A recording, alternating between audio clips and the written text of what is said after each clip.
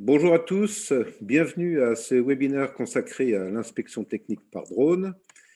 Je suis Franck Richard, coordinateur et présentateur de cet événement, conseiller juridique, délégué communication de la Fédération professionnelle du drone civil. Afin de permettre à tous et tous nos participants de comprendre mes interventions, je tenterai de les faire à la fois en français puis en anglais. Good evening, everyone. Welcome to this webinar on technical inspection by drone. I'm Frank Richard, a coordinator and presenter of this event, legal advisor and communications delegate of the Professional Federation of the Civil Drone. In order to allow all of our participants to understand my intervention, I will try to do them both in French and then in English. Alors, ce webinaire est organisé conjointement par la Fédération belge de drone et la Fédération française, dite Fédération professionnelle du drone civil. Pour la Belgique, je remercie dès à présent Petra Bren, secrétaire générale, et Sven Ruhl, membre du bureau. Et pour la France, notre délégué à la formation et délégué Nord-Est, M. Erwan Savio. The webinar is organized jointly by the Belgian Drone Federation and the French Federation known as the Professional Federation of the Civil Drone. For Belgium, I would now like to thank Petra Bren, General Secretary of the Belgian Drone Federation, and Sven Ruhl, member of the Executive Board of the same federation, and for France, and the Professional Federation of the Civil Drone, our training delegate and Northeast delegate, Mr. Erwan Savio. Plusieurs partenaires se sont joints à l'événement. Le Cycle of Police Leadership, POM West Vlaanderen, ainsi que Euralogistique, pôle d'excellence logistique et supply chain en Hauts-de-France, et notre régisseur du webinaire, Why Not? Several partners joined the event, the Cycle of Police Leadership, CPL, POM West Vlaanderen, PWV, as well as Euralogistic, Pole of Excellence in Logistics and Supply Chain in Hauts-de-France, and our webinar manager, Why Not? Interreg Drone Futur est un projet de rapprochement de fédérations belges et françaises ayant pour objectif de réunir pilotes et instances académiques de différents secteurs pour partager connaissances, expériences et réseaux et mener de nouvelles applications et collaborations au-delà des frontières. So Interreg Drone Future is a project to bring together Belgium and French Federation with the aim of bringing together pilots and academic bodies from different sectors to share knowledge, experiences, and networks and carry out new applications and collaborations beyond borders. So, durant ce webinaire, comme vous avez pu le lire dans les publications des réseaux, 4 intervenants vont se succéder et aborder des sujets respectifs pour répondre ensuite à des questions diverses posées, soit avant ce webinaire, puisqu'il y en a déjà une cinquantaine, soit pendant le webinaire. So during this webinar, as you may have read in the network publications, 4 speakers will follow one another and address respective topics and then answer a few questions asked either before the webinar or during this webinar. Mais avant de commencer les interventions de nos 4 professionnels, je suis heureux de donner d'abord la parole à M. Elwin van Erck, président de la Fédération belge de drone, que vous venez de voir ici à l'écran. Ensuite, à M. Laurent Després, de la société Euralogistique. Monsieur le Président, je vous donne la parole, mais avant, je traduis. Before starting the speeches of our 4 professionals, I'm happy to give the floor first to Mr. Elwin van Erck, President of the Belgian Drone Federation, then to Mr. Laurent Després of the company Euralogistique. Mr. Chairman van Erck, I give you the floor. Thank you, Frank. Merci, Franck. Bonjour ici de la Belgique, je dirais. Et j'espère qu'il y a du beau temps aussi en France.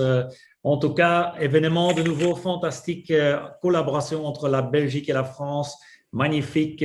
Vous allez continuer tantôt en français et en anglais. Je vais faire une petite partie en irlandais pour nos spectateurs néerlandophones, comme c'est un projet entre les 2 langues.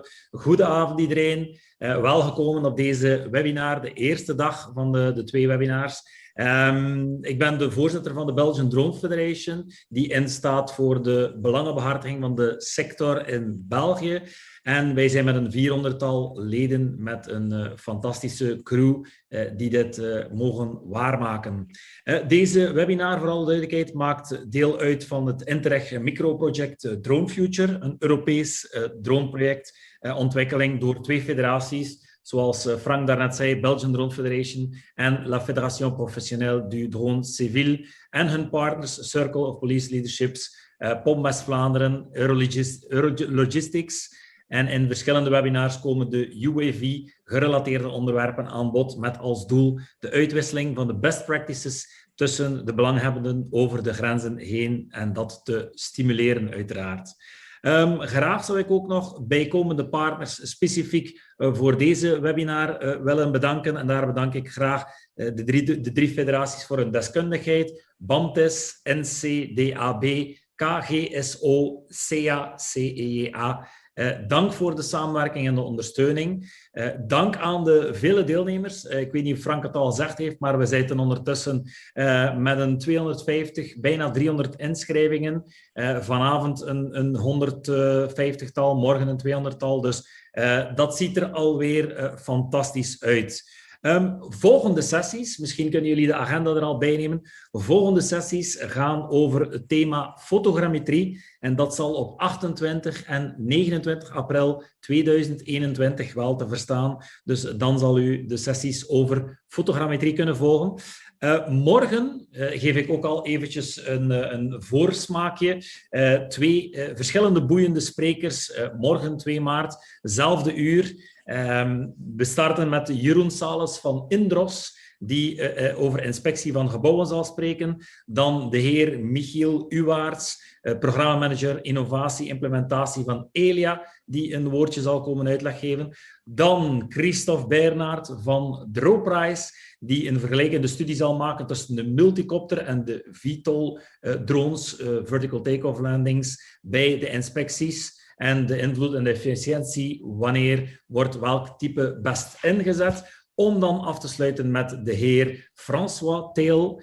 Die is sales manager in Frankrijk, Benelux en Zwitserland voor Flyability. En daar is de opkomst van de indoor UAV's voor veiligere en efficiëntere inspecties. Voor alle duidelijkheid, deze webinar van vanavond en van morgen worden opnieuw opgenomen en zullen nadien te bekijken zijn op de websites van beide federaties. Bij ons is dat belgiandronefederation.be. En uiteraard moet ik jullie meegeven dat deze webinars geheel gratis zijn, omwille van het feit dat dit een gesubsidieerd project is door Interreg, door Europa, van deze zaken. Voilà Frank, dit is wat ik eigenlijk wilde meegeven aan de mensen van vanavond. Morgen zien jullie mij uitvoeriger aan bod, maar bij deze zou ik zeggen, geniet van deze avond.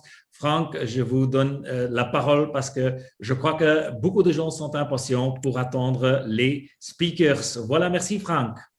Merci, President. Thank you very much, Chairman. Maybe a short word in French, if you want. Peut-être un petit mot en français rapide pour nos participants français. Oui, pas de problème. Ce que je viens de dire, globalement, donc le projet y cadre dans l'intérêt, comme vous avez dit. Très important de remercier aussi les partenaires BAMTES, NCDAB, KGSO, CEA pour la coopération. Évidemment aussi, je dois vous dire que les participants sont de nouveau, on a presque 300 inscriptions pour les participants pour aujourd'hui et demain. Demain, évidemment encore, un webinaire avec 4 autres speakers. Je dirais prenez déjà votre agenda parce que le 28 et le 29 avril, on aura sur le thème photogrammétrie de nouveau un webinaire avec les 2 fédérations. Fantastique, je dirais. Demain, je donne déjà les speakers. Jeroen Salens qui va venir parler Indros des inspections des buildings. Michael Uwaerts de Elia qui va venir parler des infrastructures. Christophe Bernard de DronePrize qui va faire une petite enquête entre les VTOL et les multicopteurs en inspection. Et pour terminer, on aura François Theel qui est le Sales Manager de la France, Benelux et la Suisse de Flyability et qui va nous raconter évidemment sur le Helios 2.0 qui est un drone d'inspection intérieure, Confined Spaces. pour voilà. Et pour terminer, être très clair, ces webinaires seront enregistrés et seront de nouveau à voir sur les websites des deux fédérations, Fédération française, Fédération belge. Projet fantastique, projet gratuit à cause des subsides qu'on a de l'Europe Interreg. Je vous remercie. Franck, voilà, j'espère que tout était clair et je crois que les gens sont impatients d'entendre maintenant les speakers qui seront beaucoup plus intéressants que moi. Much, Elvin Van Eyck, président. Merci beaucoup, Voilà, bon. Elvin. Maintenant, nous allons accueillir Monsieur Laurent Després de la société compagnie Euralogistique. Now, Mr. Laurent Després of the company Euralogistique. I give you the floor, Laurent. Laurent, je vous donne la parole. C'est à vous. Merci, Elwin. Merci, Franck. Vous m'entendez? Aucun problème? Vous m'entendez bien? Tout va bien. Très bien. Donc, je m'appelle Laurent Després, je suis directeur du pôle d'excellence régionale Euralogistique. Alors, pour faire vite, le pôle d'excellence régionale Euralogistique, c'est quoi? C'est le centre de compétences logistique et supply chain de la région de France.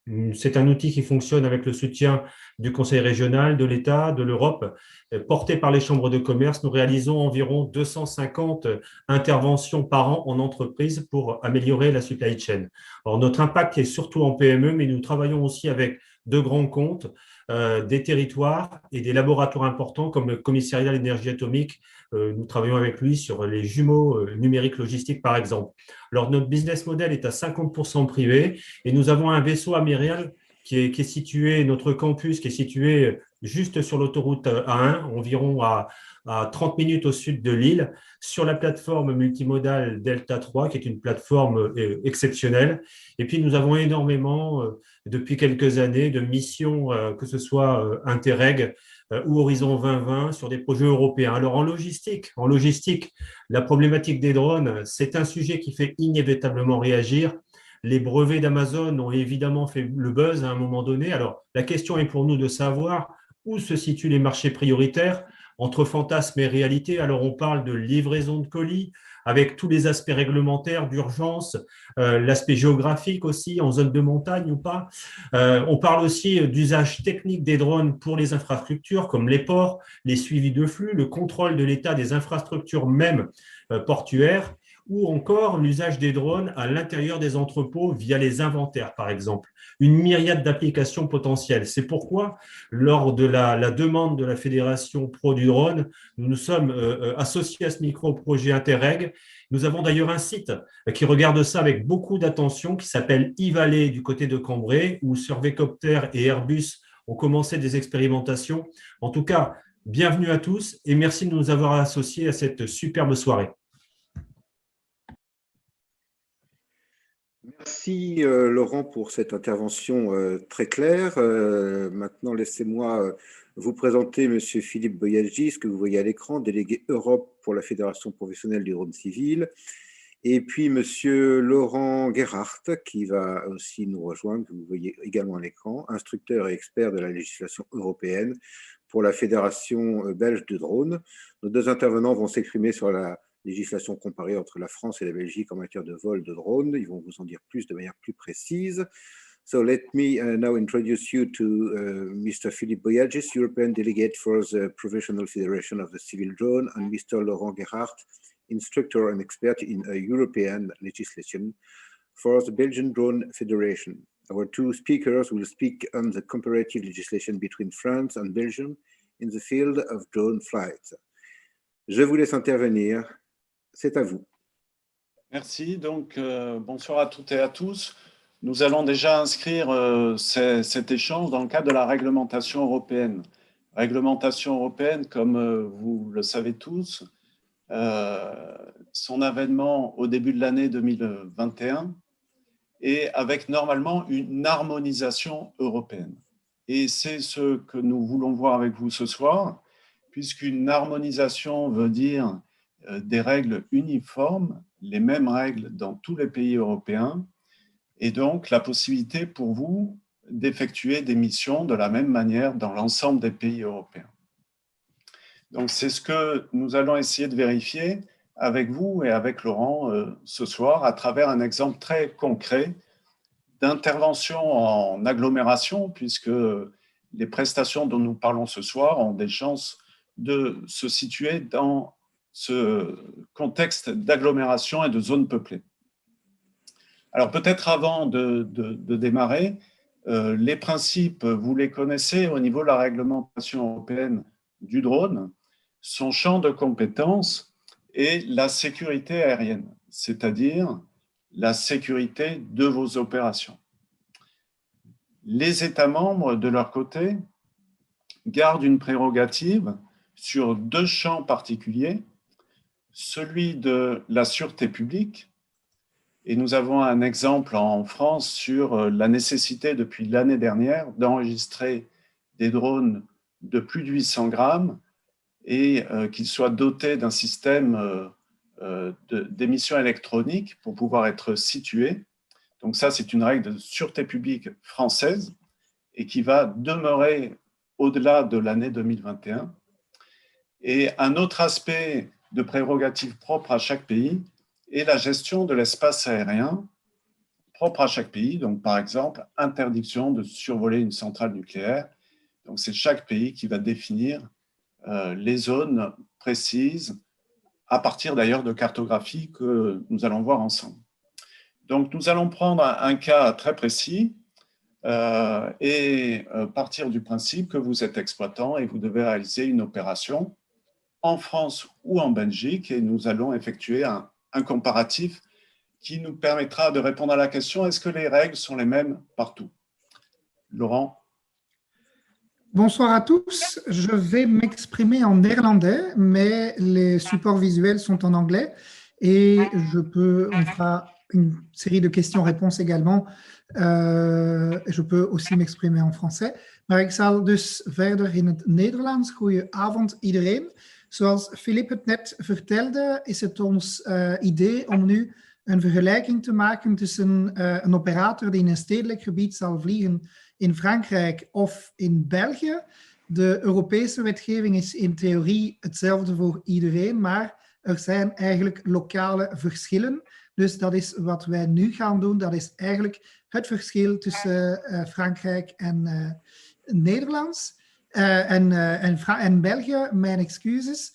En een van de zaken die wel hetzelfde is overal, dat is eigenlijk de registratie als operator. Dus een operator, een exploitant, moet zowel in België als in Nederland zich registreren om recht te krijgen om te vliegen. Je vais rapidement traduire en français ce que je viens de dire en néerlandais. Donc, comme Philippe l'a exprimé, on a tenté de faire une comparaison pour une mission très claire qui est un vol en zone urbaine entre la situation en Belgique et la situation en France. Et un des points pour commencer qui est le même, qui est similaire en Belgique et en France, c'est le fait d'être enregistré comme exploitant. Et donc, on peut voir sur le slide qui devrait à présent arriver à l'écran, on voit effectivement qu'un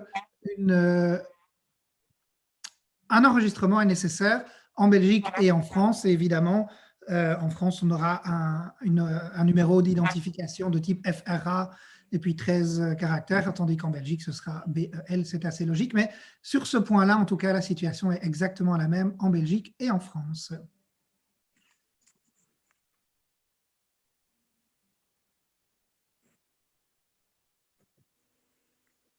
Philippe, vous souhaitez peut-être reprendre la main ou Laurent continuer?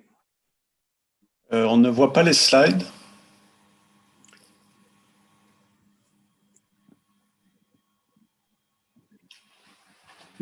Donc, on peut effectivement passer au slide suivant qui est le slide avec comparaison Belgique et France, les règles sur les deux zones.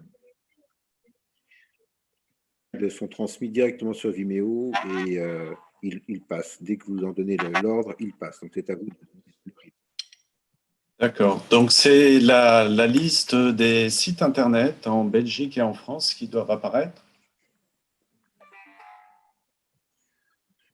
Privé, Philippe, vous pouvez voir défiler les slides et donner les instructions. Donc, Laurent, pour les sites Internet en Belgique? Oui, donc en fait, à la fois en Belgique et en France, il y a des sites qui donnent la réglementation avec évidemment les spécificités de chaque pays. Donc, on peut voir ici sur le slide le site pour la Belgique, mais également les informations aéronautiques qui étaient précédemment valables restent d'application. Une nouveauté, par contre, ce sont les zones géographiques et on va se pencher un petit peu plus en détail sur les zones géographiques dans een instant. Dus wij zien hier zowel voor België als Frankrijk dat er eigenlijk websites zijn met uitleg van de regels. En wij zien hier de algemene regels, maar ook de specifieke regels per land. De luchtvaartinformatie, die blijven natuurlijk van toepassing. Wat wel nu nieuw is, dat zijn eigenlijk de geografische zones. En dit gaan wij een beetje meer in detail bekijken als wij een concreet voorbeeld nemen. Dus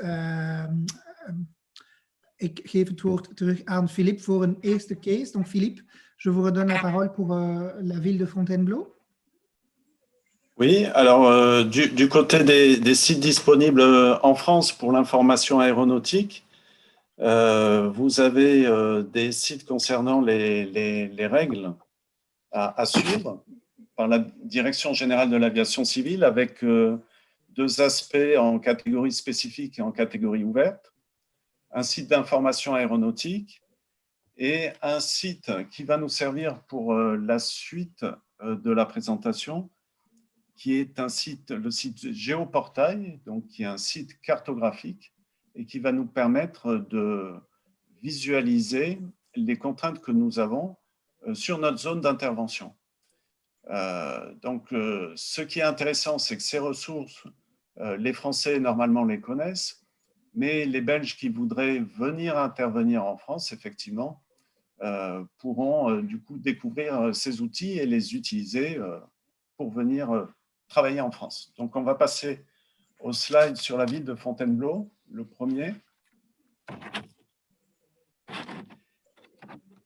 qui donc vous montre le site Géoportail avec sur la partie haute du slide la zone de Paris, donc qui est une zone en rouge, interdite, et vous avez un petit peu en dessous de la croix le point d'intervention, qui est donc le point qui a été saisi. Donc sur l'ensemble de l'écran, cette carte vous permet justement de voir les zones interdites ou les zones sur lesquelles vous avez des restrictions de vol et notamment des restrictions en hauteur. Donc on peut passer à la slide suivante. Qui nous donne un zoom sur la ville de Fontainebleau. Donc vous voyez toujours le point de notre intervention. Et l'objectif pour nous est de voir justement de quelle manière nous pouvons intervenir en France. Et c'est là qu'intervient un point important, c'est la distinction en France entre l'espace public et l'espace privé. Donc si vous souhaitez intervenir en espace public, donc ça peut être la rue, ça peut être même un fleuve, qui traverse la ville, vous allez devoir demander une autorisation à la préfecture du département. Donc ça, c'est si vous intervenez sur l'espace public. Aujourd'hui, si vous intervenez sur l'espace privé, vous pouvez le faire sans autorisation. Et pour reprendre nos catégories d'intervention européenne, vous allez pouvoir intervenir en catégorie ouverte, uniquement si vous êtes dans le cadre d'une propriété privée. Alors, on va préciser ça avec la slide suivante, s'il vous plaît. Donc, en espace privé. Donc, la question, en fait, c'est comment réaliser cette mission en ville, en France. Si vous êtes en espace privé, vous allez pouvoir le faire en catégorie ouverte ou ouverte limitée, la catégorie ouverte limitée étant la catégorie transitoire, et avec des drones en fonction des sous-catégories que vous adoptez, mais également en fonction des possibilités. Donc, si vous voulez, si par exemple vous prenez un drone de plus de 500 grammes, vous allez avoir une problématique puisque vous allez devoir être à plus de 50 mètres des premiers tiers, des premières personnes. Donc, ça risque d'être assez compliqué. Ce qui veut dire qu'en sous-catégorie, en agglomération, vous allez devoir sans doute intervenir en sous-catégorie A1. Et en respectant une marge de sécurité qui, en France, la DGAC conseille une marge qui est de rester à l'intérieur de la propriété en conservant une marge équivalente à celle de votre hauteur de vol. Alors, deuxième cas de figure, qui peut être très fréquent dans les prestations évoquées ce soir, c'est une intervention en espace public. Donc là, vous allez pouvoir le faire en catégorie spécifique, soit en STS 01 à partir du 2 décembre 2021, comme vous le savez, date de mise en place des scénarios européens en catégorie spécifique, soit les réaliser en scénarios nationaux. Donc déjà en catégorie spécifique et ensuite nécessité d'une demande, comme on l'a dit, d'autorisation à la préfecture. Alors maintenant, le cas précis d'une société belge qui voudrait venir faire une inspection, par exemple, dans la ville de Fontainebleau, elle va devoir réaliser cette autorisation, demande d'autorisation à la préfecture via un site qui s'appelle Géoportail. Et elle va devoir également faire une demande d'autorisation d'opération auprès de la DGAC. Et donc, il y a un formulaire qui est disponible. Vous avez ces références, UAS-PEC F4, qui est en fait une démarche transfrontalière, donc qui permet à un intervenant étranger de venir travailler sur le sol français. Donc, vous aurez ces deux formalités, préfecture et demande d'autorisation DGAC. Donc, voilà comment cette opération peut être menée en France et je passe la parole à Laurent pour la partie Belgique. De précision à Laurent avant que vous n'interveniez, une question commune à l'un et à l'autre, on va la traiter maintenant. Quid de Géoportail pour les pros? Alors, en France et en Belgique, quid de Géoportail? Donc, Laurent, Philippe pour les pros, Laurent pour la suite. Alors, pour ce qui est de la France, Géoportail propose une interface pour les pros, puisque Géoportail est un site d'information cartographique. Et donc, vous allez pouvoir visualiser les différentes zones et leurs limitations, comme on l'a montré, comme on l'a vu sur les slides avec l'exemple de Fontainebleau. Mais vous allez avoir accès également à des fonds de cartes multiples que vous pouvez coupler également pour préparer votre mission. Par exemple, la carte OACI qui va permettre d'affiner certaines zones et préparer votre mission. Donc, l'ensemble de ces cartes sont disponibles gratuitement. Par contre, une fois que vous êtes sur cette cartographie, vous n'avez pas de fonction qui vous permet d'interfacer avec, sur cette zone, j'ai besoin de telle autorisation avec les détails sur la zone. Ce qui est une distinction, comme vous l'avez vu, avec l'outil qui est proposé en Belgique, qui lui va jusqu'à la définition de la zone. Après, il y a en France également des services privés et qui permettent, pour préparer une mission, d'avoir ce qu'on trouve sur l'interface publique belge, la possibilité de préparer votre mission et de savoir par rapport à un lieu de mission quelles vont être les différentes formalités et obligations que vous allez devoir mener et ces sites sont privés et donc payants. Laurent. Voilà, Laurent. Alors, je vais en fait présenter d'abord l'outil belge qui est un outil qui est utilisé à la fois en catégorie open et en catégorie spécifique. Donc, il y a à ce niveau-là en Belgique pas de distinction entre professionnels et amateurs, je dirais. On va passer au slide suivant. En belge, c'est un slide et pas une slide. Donc, le slide qui présente Drone Guide sur la ville de Gand. En ik zal dus de situatie in Gent uitleggen. Zoals wij het hier zien op de map.roadguide.be website, dus de website van de overheden, is de situatie een beetje anders dan in Frankrijk. Wij hebben eigenlijk hier ofwel iets ofwel niets. We hebben geen groen, oranje, rode zones. We hebben gewoon, is er iets of is er niets? En als er iets is, betekent niet per se dat wij daar niet mogen vliegen. Het betekent dat er iets speciaals is. Misschien moeten wij extra toelating vragen. Misschien moeten wij daar op voorhand melden dat wij gaan vliegen. Maar er zijn ook gebieden die speciaal gereserveerd voor drones. Dus moeten wij altijd weten wat er specifiek in une bepaalde zone staat. Donc, ce que je viens d'expliquer, c'est que, contrairement à la situation dans le géoportail en France, en Belgique, la situation est très simple. Soit il y a quelque chose, soit il n'y a rien. Donc, on peut voir ici sur la ville de Gand, il n'y a pas a priori de spécificité sur la zone urbaine. On voit une petite zone rouge. Alors, quand il y a une zone rouge, c'est très important de savoir que ça ne veut pas dire d'office qu'on ne peut pas voler. C'est l'indication qu'il y a une zone géographique avec un statut particulier. Certaines zones géographiques sont des zones où on va devoir demander une autorisation supplémentaire. Certaines zones géographiques sont des zones où, au contraire, on pourra voler plus facilement. Par exemple, les clubs d'aéromodélisme sont également repris de la même manière avec une zone.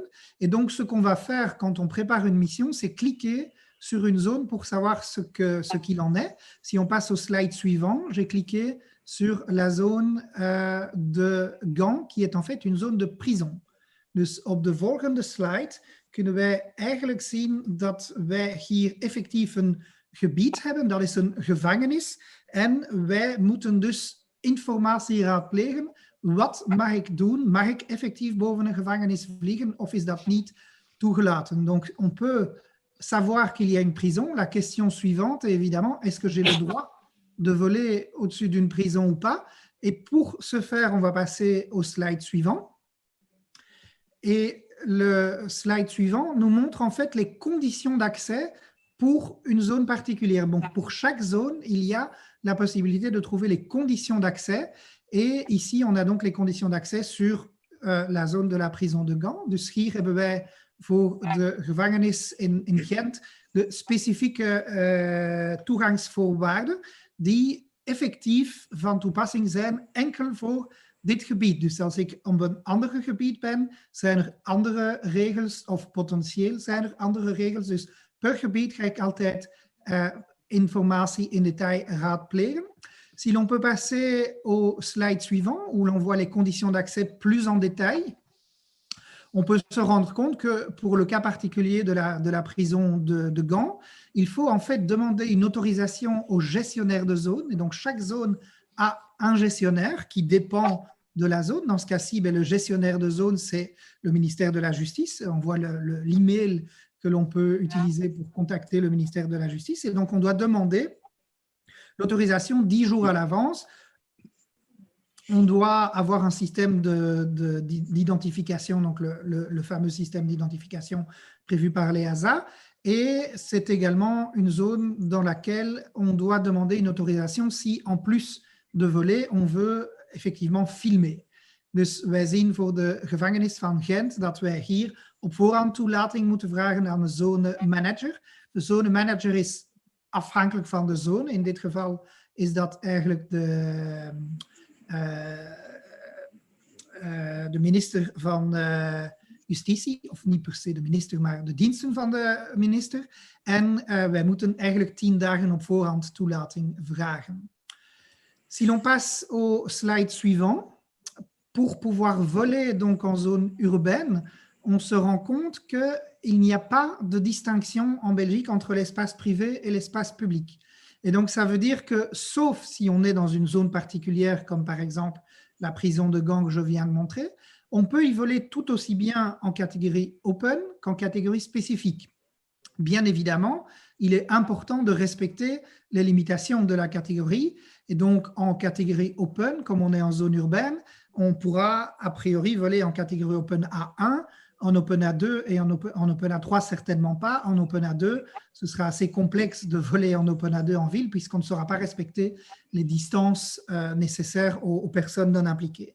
Dus wij zien dat voor Gent dat er geen verschil is tussen privé en publiek gebied. Wij moeten eigenlijk, tenzij er een geografische zone zoals de gevangenis, enkel en alleen maar de regels respecteren van de verschillende categorieën. Dus als ik in open vlieg, dan moet ik natuurlijk de regels van de subcategorie open respecteren. Dit betekent afstand ten opzichte van niet betrokken mensen respecteren. Concreet is het dus bijna onmogelijk om in open A2 of in open A3 te vliegen in stedelijk gebied, maar ik zou in open A1 wel mogen vliegen als ik uiteraard de limieten van de open respecteer.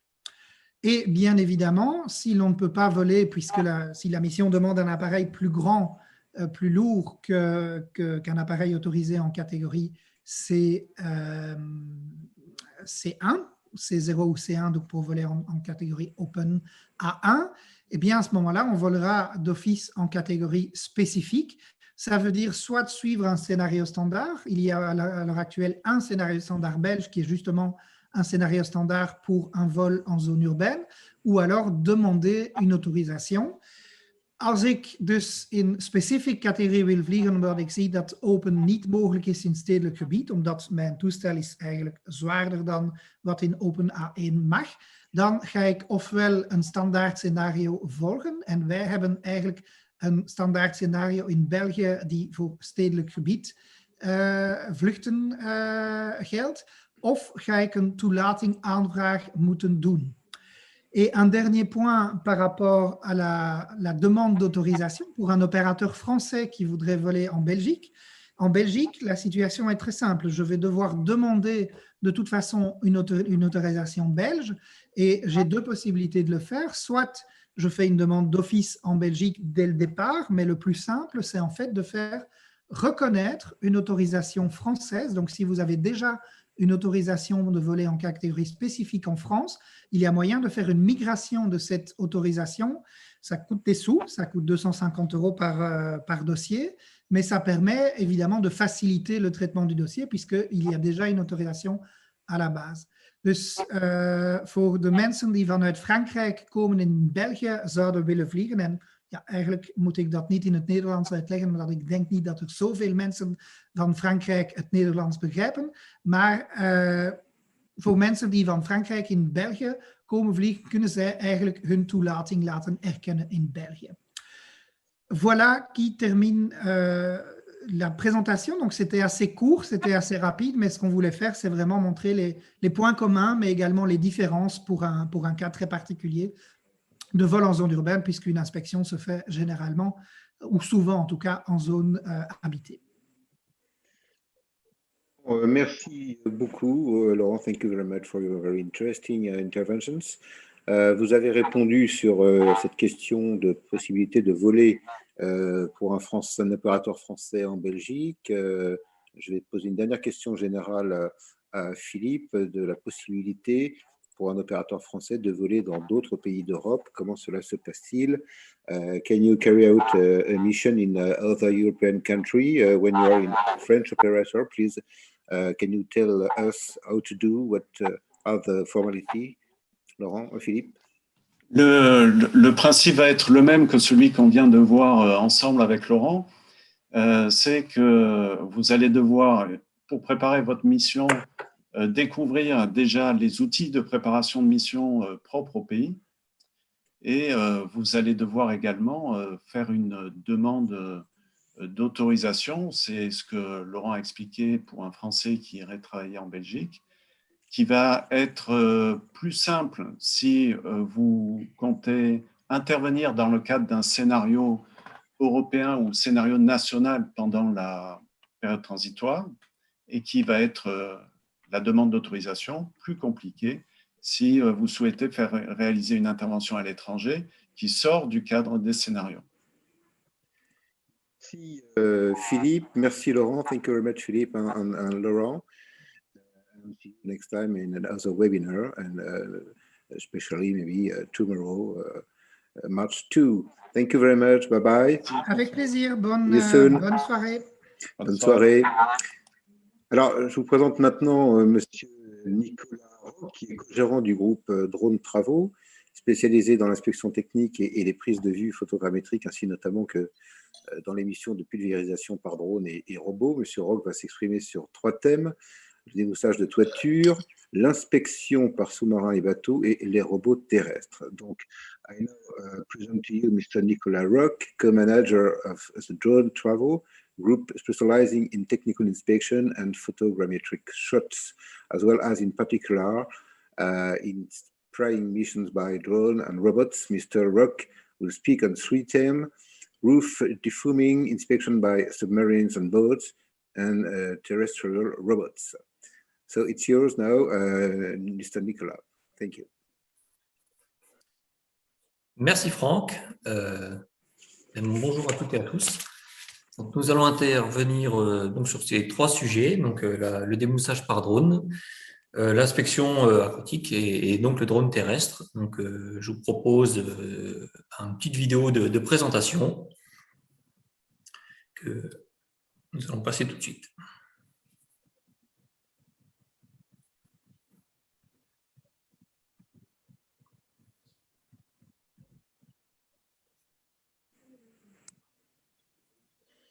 Alors, la slide suivante, s'il vous plaît.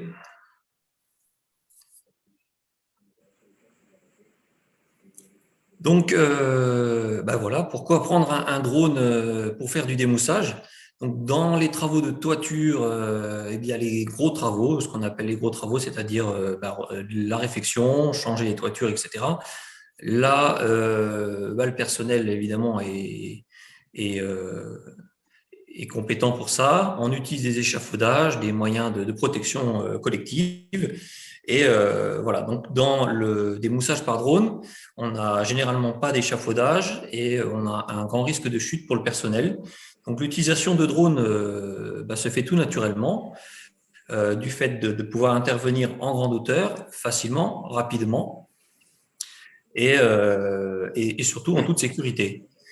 On peut le voir un petit peu sur les slides qui vont défiler. Donc là, par exemple, nous sommes à 22 mètres en parfaite sécurité. Il n'y a pas de risque de chute du personnel, il n'y a pas de risque de casse non plus. Et la pulvérisation se fait, se fait parfaitement. Donc, on est vraiment dans un combo gagnant-gagnant. Et on a quand même quelques petits inconvénients, mais ça c'est inhérent au drone, donc tout simplement d'avoir une zone de sécurité. Voilà.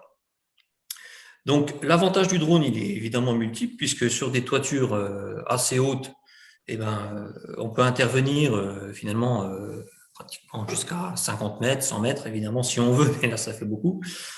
Sur des toitures complexes aussi, donc assez facilement et avec une qualité et une rapidité très intéressante pour ce type de travaux. On peut changer le slide.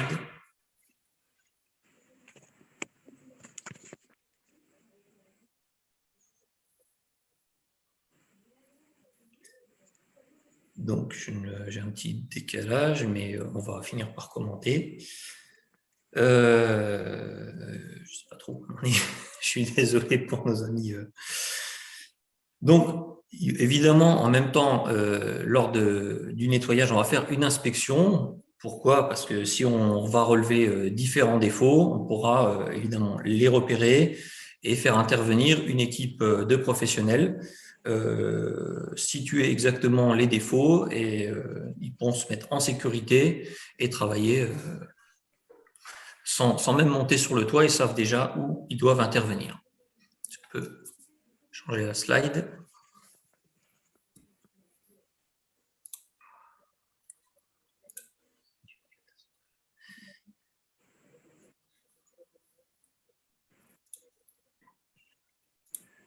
Alors, ça s'applique évidemment aussi aux toitures industrielles. Donc là, c'est un petit peu plus, c'est différent du fait qu'on a des très très grandes toitures et on va un petit peu migrer sur la partie drone terrestre. Donc, sur cette fameuse toiture industrielle qui peuvent faire des milliers de mètres carrés, on peut utiliser évidemment un drone volant, hein, on a vu que ça fonctionnait, mais on peut aussi utiliser tout simplement un drone, la slide suivante, un drone de démoussage terrestre. Donc ici, c'est un drone à chenilles équipé d'une rampe qui fait à peu près 3,50 m. Donc là, on a quand même donc on va jusqu'à 3500 mètres carrés par jour. Encore une fois, en toute sécurité. On n'a pas de personnel qui monte sur le toit. Donc là, si on peut lancer une petite vidéo. Et je pense que la vidéo, elle parle d'elle-même. Hein. Donc, encore une fois, c'est la sécurité, puisque ce genre de toiture, elle est quand même cassante. Donc, on doit sécuriser notre personnel. Donc, normalement, il faudrait échafauder toute la toiture, alors que on voit sur cette vidéo la simplicité, la rapidité avec laquelle on peut faire ce genre d'opération. Donc, c'est vraiment très intéressant. Le but, c'est vraiment d'utiliser le drone à bon escient. Et là, ça fonctionne très bien. Donc, sur les grandes toitures, nous utilisons ce genre de drone terrestre voilà, avec des produits, évidemment, certifiés. Voilà, donc là, une toiture, le 2000 m² en une demi-journée.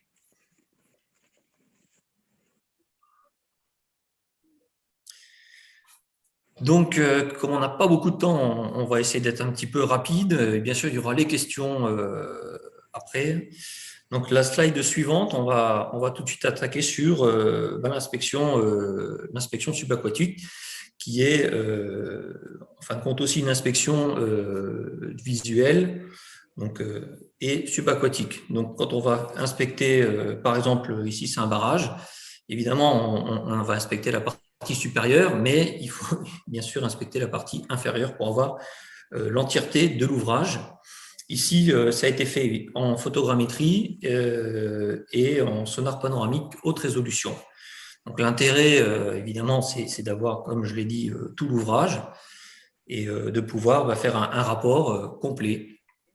On peut passer la slide suivante.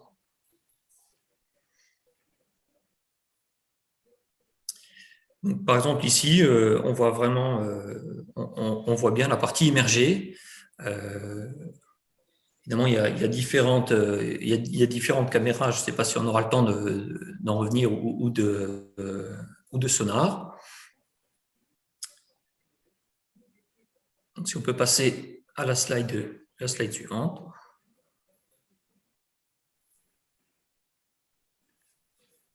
Donc, évidemment, tout ça, c'est… on a évidemment des caméras optiques, caméras acoustiques et du sonar 2D ou 3D, suivant ce qu'on veut, ce qu'on nous demande et ce qu'on veut voir. On voit bien donc ce petit détail. Alors, la slide suivante, on est aussi sur… ça peut être… des berges, donc en fonction de l'ouvrage, on va adapter l'outillage et puis les drones dont nous avons besoin. Donc sur la slide suivante, ça parle tout simplement du USTD. Parce qu'une fois qu'on a connecté ces données, le but c'est d'en faire quelque chose. Donc la slide suivante. Donc, on est vraiment sur une partie l'acquisition, traitement des données, et après, on est sur de l'intégration, l'exploitation, et puis évidemment l'aide à la décision, de savoir, si on peut passer donc la slide suivante, de savoir pour un client ce qui se passe sur son ouvrage, ce qu'il ne peut pas voir. Donc d'où l'utilisation de sous-marins et de bateaux. Donc le dernier thème, ça sera les drones terrestres. Voilà, donc on va appeler ça des crawlers d'inspection. Terrestre, le plus souvent, ça sera tout simplement difficile d'accès pour l'homme. Ça peut être souvent milieu confiné, ça peut être milieu dangereux. Donc, on ne va pas risquer la vie d'un homme, on va envoyer un robot. Donc, ces robots ou ces drones, on va appeler ça des drones, mais ça peut être des robots. Ce qui compte un petit peu, c'est les charges utiles. Donc, si on peut revenir juste sur la slide des charges utiles, finalement, à quoi est-ce qu'ils vont nous servir? Eh ben, c'est surtout en fonction de la demande. Est-ce qu'on a besoin de caméras? Est-ce qu'on a besoin d'images? Est-ce qu'on a besoin de savoir s'il y a du gaz dangereux? Est-ce qu'on a besoin de cartographier la zone? Est-ce qu'il faut un bras pour aller récupérer un objet? Est-ce qu'il faut faire un prélèvement? Et c'est là où ça prend tout son sens, c'est là où le drone ou le robot, on va pouvoir le télépiloter à distance, en toute sécurité, et puis faire diverses opérations. Si besoin, bien sûr, intervenir après humainement, mais on s'est assuré au préalable que les équipes peuvent, en toute sécurité, accéder à la zone ou, si possible, ou tout simplement envoyer des tout petits drones dans des endroits tout simplement inaccessibles à l'homme. Donc, c'est vraiment une aide précieuse. Dans les endroits difficiles et compliqués, ça prend vraiment tout son sens. Donc, sur la slide suivante, on voit une inspection, donc une galerie souterraine qui n'avait pas été ouverte depuis des années. On ne savait pas son état, si c'était respirable ou pas. Tout simplement, avant d'envoyer du personnel, on envoie un robot en inspection. Et je pense que c'est maintenant quelque chose qui est assez, en 2021, assez facile à faire. Et c'est un automatisme. Avant d'envoyer du personnel, mettre en danger du personnel, on envoie un robot d'inspection.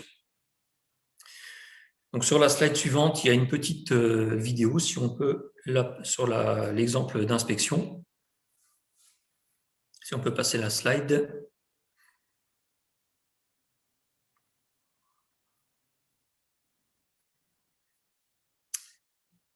Donc là, voilà, c'est pareil, c'est en milieu confiné. Sur cette vidéo, on a une partie qui était faite en bathymétrie par des hommes. Malheureusement, un peu plus loin, donc on voit bien que c'est de la maçonnerie. Ça a commencé à s'effondrer. On ne savait pas trop dans quel état on allait trouver ce tunnel. Donc, on envoie des robots. Ici, on voit même une caméra 360, ce qui fait qu'on peut avoir absolument, en plus des caméras FPV pour les télépilotes. Et donc on a absolument l'entièreté de la galerie qui peut bien sûr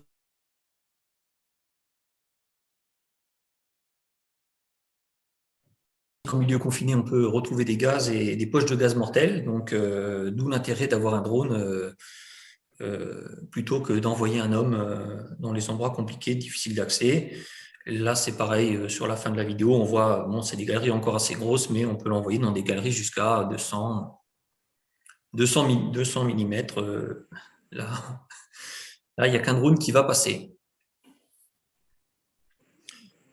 Donc vraiment, il y a une diversité de drones, du plus petit au plus grand, en fonction de l'utilisation qu'on va en faire et surtout ce qu'on va rajouter dessus.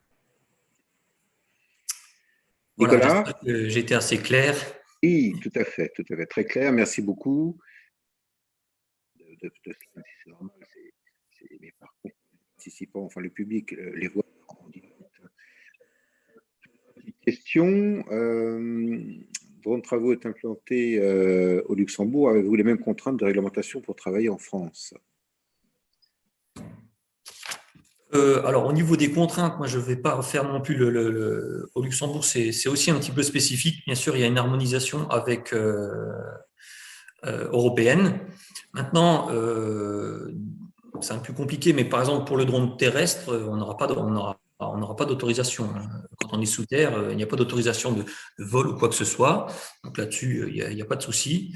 Après, au niveau des autorisations de vol, c'est vraiment, il y a aussi une distinction entre un vol privé ou un vol public, où là, si on vole tout simplement dans une ville, il faut une autorisation de la commune. Il faut... D'accord. Deuxième question, basse pression ou haute pression pour le démoussage par drone? Alors, pour le démoussage par drone, nous, on utilisera des produits professionnels. On ira en basse pression. Il existe aussi des drones en haute pression. On va dire tout simplement pour aller pulvériser du produit anti-mousse, on n'a pas besoin de haute pression. La haute pression, ça sera plus du nettoyage. Maintenant, on a vu des toitures, on fait aussi du panneau solaire. La haute pression, c'est plus sur du nettoyage. Donc, ça fonctionne aussi. Ça prend plus de temps parce qu'en pilotage avec un drone, ça prend quand même plus de temps. Mais c'est tout à fait possible. Question en français et anglais. Y a-t-il une baisse de coût importante pour le démoussage par drone? Is there a significant reduction in the cost for démoussage by drone?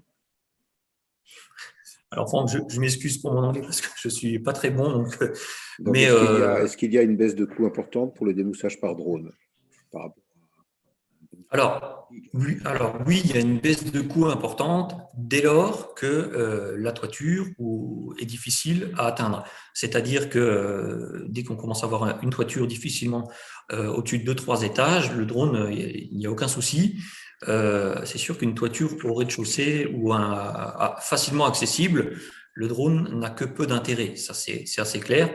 On a pu voir, par exemple, sur la vidéo, un clocher où on va à 30 mètres, on y va sans problème, sans risque de chute et de casse et sans échafaudage. Donc ça, c'est vrai qu'au niveau coût, c'est un gain énorme par rapport à un échafaudage ou à une nacelle. Nicolas, merci beaucoup pour votre intervention qui a été très claire et très constructive. Thank you very much, Nicolas, for your intervention, very clear. Je vous dis à une prochaine fois et puis bonne continuation. Merci, c'est avec plaisir. Merci, thank you very much, Nicolas. Je vais vous présenter maintenant Madame Anne-Marie Haute, CEO de Pilgrim Technology, qui est une société spécialisée dans l'inspection industrielle, technique et le développement des solutions robots et drones sur mesure. Madame Anne-Marie Haute va s'exprimer sur 3 thèmes: la mesure ultrason par robot et drone, le contrôle visuel indirect ou remote inspection, le contrôle dimensionnel, photogrammétrie laser, lumière structurée, et interviendra aussi d'une manière générale sur une quarantaine de questions qui nous ont été posées préalablement au webinaire et qui auront à faire une réponse générale. Donc, Madame Anne-Marie Haute, CEO of Pilgrim Technology, which is a company specializing in technical industrial inspection and the development of tailor-made robot and drone solutions. Madame Haute will speak on 3 themes: ultrasound measurement by robot and drone, indirect visual inspection or remote inspection, dimensional control, photogrammetry, laser, structured light. I listen to you, Anne-Marie. Thank you very much for coming. Bonsoir. Du coup, je vous laisse lancer le diaporama de votre côté. Et juste dites-moi quand c'est OK. Donc, je vais vous présenter ce soir mon entreprise, Pilgrim Technology. Donc, on existe depuis 2012 et on est installé dans l'ouest de la France, mais on travaille un petit peu partout sur Terre. Donc, on peut passer rapidement les 2 slides suivantes, puisqu'il y en a une, la suivante, qui vous explique que je vais vous parler de notre travail. Et notre travail, c'est de réaliser du coup des inspections industrielles techniques. On est ce qu'on appelle tierce partie et donc on intervient pour le client final pour réaliser des inspections sur les sites de leurs sous-traitants pour vérifier que tout se passe comme il faut. Sur la slide suivante, on vous explique les différentes solutions d'inspection que l'on propose. Donc, on intervient sur l'inspection technique, très technique, de l'électricité, des machines rotatives, de la pression, de l'électricité. On intervient également en expediting, c'est-à-dire du suivi d'avancement de site et en qualité. Sur la slide suivante, donc, il y a une petite vidéo qui vous permet de découvrir, par exemple, le type d'inspection qu'on est amené à faire. Donc là, c'est une inspection sur un bossoir. Donc, c'est le bras blanc qui fait tomber les bateaux de secours sur les paquebots. Donc là, bien sûr, il n'est pas monté sur un paquebot, mais sur une plateforme pour l'inspection. Et là, vous voyez que l'inspection, par exemple, a été réalisée en drone. Alors, pourquoi cette petite vidéo maintenant? Pour vous expliquer que pour nous, notre métier, c'est vraiment l'inspection industrielle et que le drone, en fait, est un outil qui va être à notre service dans deux buts principaux. Le premier, ça va être le gain de temps et l'amélioration de la qualité des informations qu'on va aller chercher. Et la deuxième raison de l'utilisation, par exemple, d'un drone ou d'un robot, pour nous, ça va être de sécuriser notre personnel. Donc, être sûr que sur une inspection en hauteur, par exemple, on ne prenne pas de risque et donc on va plutôt utiliser un drone volant ou, comme le disait mon prédécesseur, dans une inspection à l'intérieur d'un tuyau, plutôt envoyer un robot plutôt qu'un humain pour éviter les risques de rester coincé, d'éboulement ou d'intoxication. La slide suivante, très rapidement, juste pour vous expliquer que depuis 2012, on travaille essentiellement en B2B, on intervient beaucoup pour les grands comptes et nos domaines de prédilection sont les énergies, donc oil and gas, marine, offshore, mais également nucléaire et un petit peu les EMR, même si pour l'instant la France n'est pas encore très douée en EMR, mais ça vient. La slide suivante, elle est juste là pour vous expliquer que maintenant on a une valeur ajoutée dans le domaine de l'inspection et c'est ce qu'on va découvrir sur la slide d'après. Et cette valeur ajoutée, donc la slide numéro 8, ce sont justement les utilisations de drones et de robots pour appuyer les compétences de nos inspecteurs. Donc, nos inspecteurs, ce sont des gens qui ont des expériences, des qualifications, des habilitations et qui vont faire appel à des robots ou à des drones et des technologies de traitement de données de façon à proposer à nos clients qui ont des besoins d'inspection qui peuvent être complexes, de leur proposer des solutions sur mesure. Sur la slide numéro 9, la suivante, on vous présente un petit peu la façon dont on intervient, c'est-à-dire que chaque client est un cas particulier pour nous. On part toujours de son use case, de son besoin terrain, et on va lui proposer soit d'analyser son besoin pour définir la meilleure solution pour réaliser l'inspection. Ça peut être faire un choix entre différents capteurs entre lesquels il hésite. Ça peut être aller faire la captation de la data à sa place ou le laisser faire parce que c'est plus pratique que ce soit lui qui s'en charge sur place puisqu'il est déjà sur place. Ça peut être juste s'occuper de faire le process de la data, c'est-à-dire le traitement, mais on est également capable de lui proposer d'aller jusqu'au reporting puisque nous sommes des inspecteurs, donc on est capable de signer également les rapports. La slide d'après, la 10, est juste une petite intercalaire. On va donc passer à la slide numéro 11, où on va vous présenter les différentes plateformes qu'on utilise et rapidement, je vais essayer de vous expliquer ce qu'on fait avec. Tout d'abord, depuis 2012, on a choisi de fabriquer nos propres machines, tout simplement parce que la plupart de nos clients ont des attentes, notamment en termes de sécurité, qui nous empêchent d'opérer avec des machines grand public. À titre d'exemple, plusieurs de nos clients interdisent strictement l'usage de DJI sur leur site. C'est par exemple le cas des centrales nucléaires en France. Vous ne pouvez plus utiliser de DJI pour différentes raisons de sécurité. C'est ce qui nous a poussé donc à proposer nos propres solutions. Actuellement, sur tout ce qui vole, tout ce qui est drone, on va proposer essentiellement deux grandes catégories. Donc, les drones qui sont destinés à travailler en intérieur. Et là, du coup, on va utiliser des machines qui sont plus sécurisées, souvent avec des protections d'hélices ou des turbines à la place des hélices. Des systèmes qui sont capables de se positionner sans faire référence à leur GPS. Et tout ça pour aller inspecter essentiellement des tunnels, des galeries, des cheminées d'usines et globalement des espaces contraints où on n'a surtout pas envie d'envoyer un humain parce qu'il y a peut-être des fuites de gaz, parce qu'il y a peut-être un risque d'éboulement, ce genre de choses. Et puis la deuxième grande catégorie, ce sont les drones qui volent en extérieur, où là, on a plutôt des machines assez grosses parce qu'on transporte des choses qui ont du poids.